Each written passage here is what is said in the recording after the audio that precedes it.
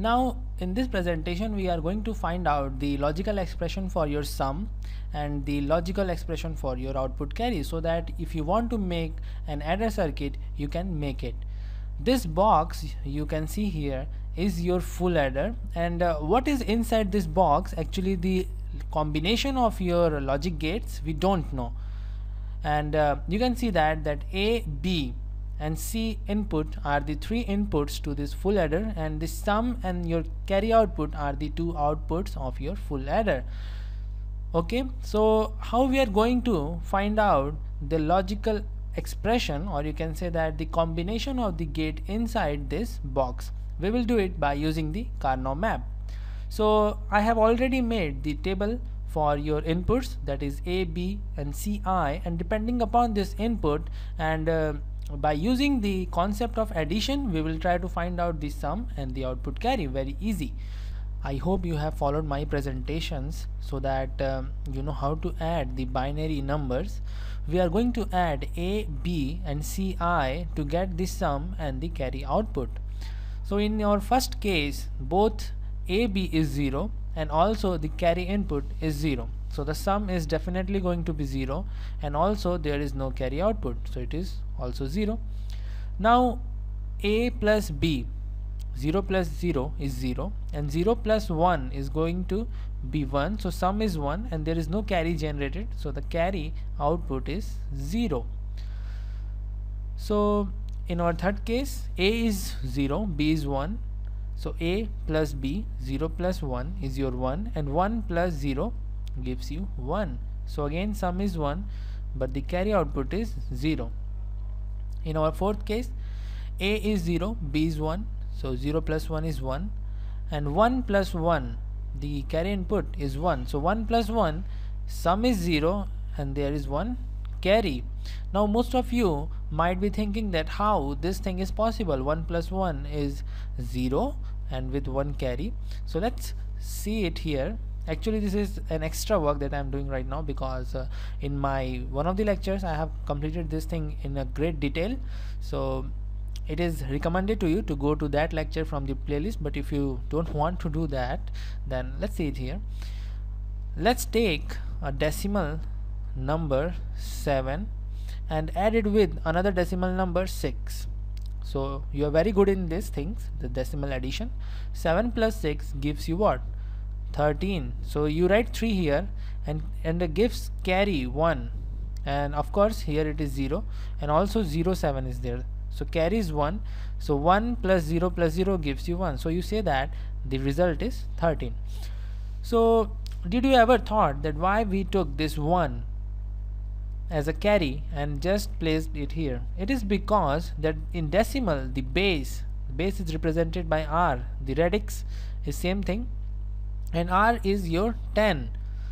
Okay, so in decimal the base is 10, and whenever you complete a base in the addition you just put forward the 1 and keep the remaining thing. For example, in 7 plus 6 we are having 13, we know it is 13, and 13 can be written as 10 plus 3. So 10 is the base, so we just added 1 at the next weight. Actually it is all dependent on the weight, they are all weighted codes, so we put 1 here and the 3 we keep, and that is why we do this thing in the binary. Because when you add 1 1, then what actually happens? 1 1 is what? 2 2, and in binary the base is 2, so 2 can be written as 2 plus 0. So we will put a carry here and we will make the result 0, we will keep the result 0, like we kept 3 here. So you just remember that we want to make the base, and the rest number we will keep, and whatever the base we will put forward it as the carry. So we will keep 0 and 1 as the carry, so the carry output is 1 and the sum is equal to what? 0. So that's why we did it here.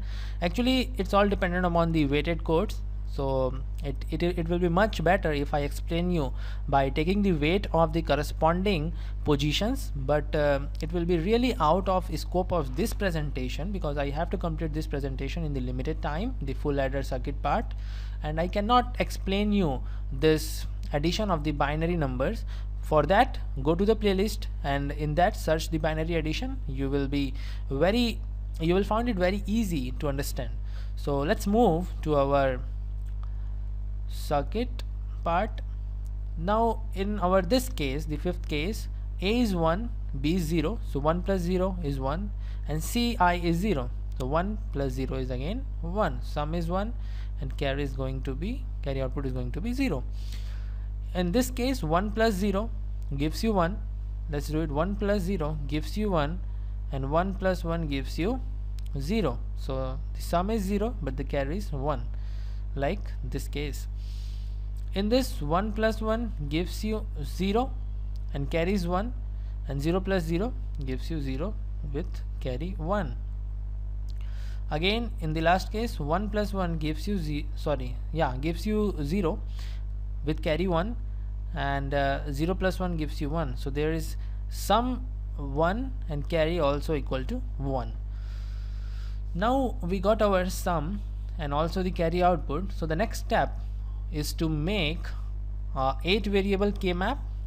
Why 8 variable K-map? Because there are 3 variables involved, and 2 to the power 3 gives you 8. So there are total 8 cells K-map. So this is our 8 cell K-map.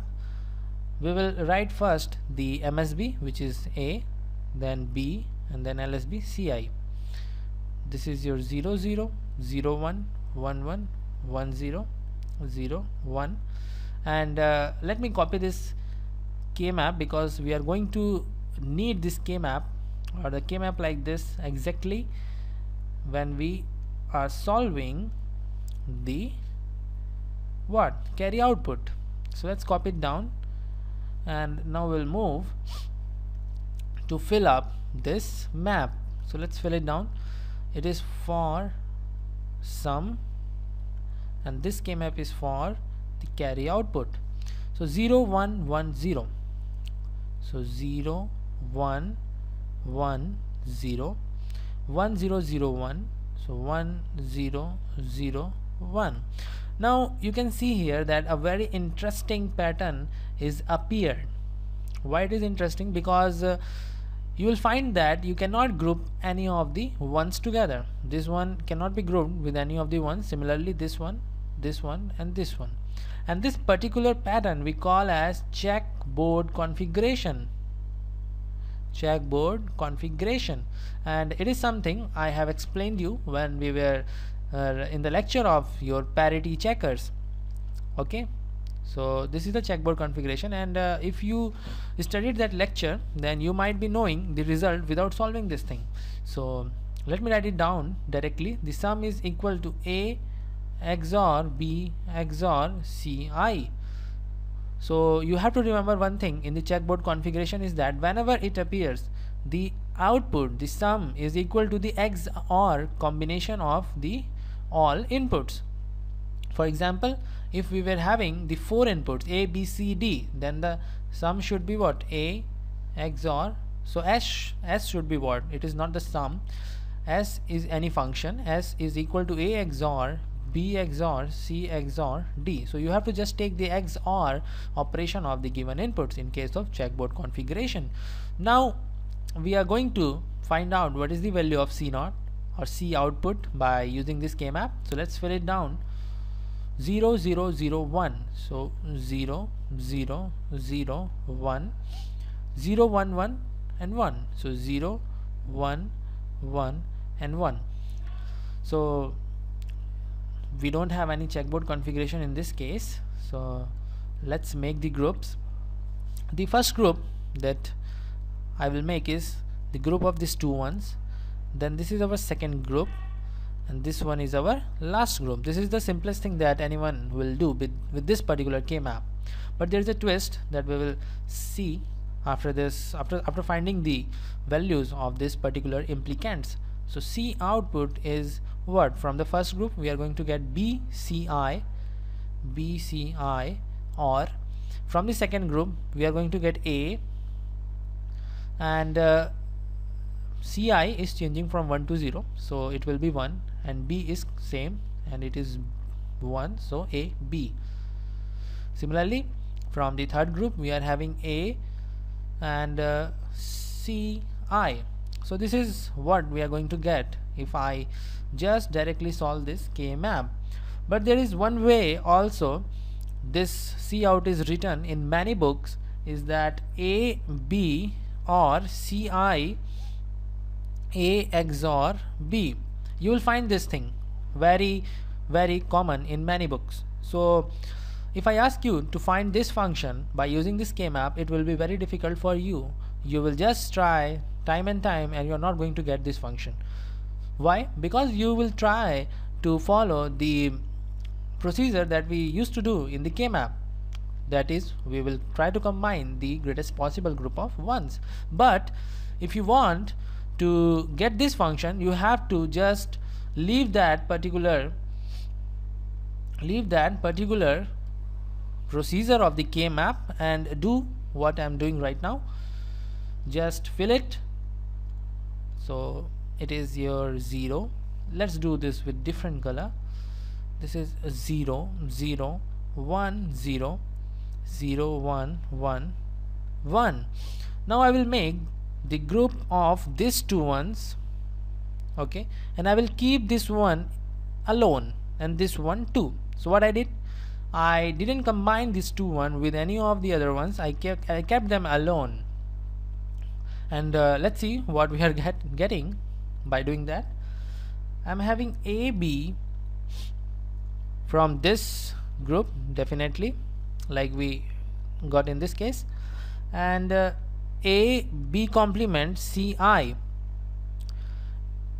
from this one. This is A B complement and Ci.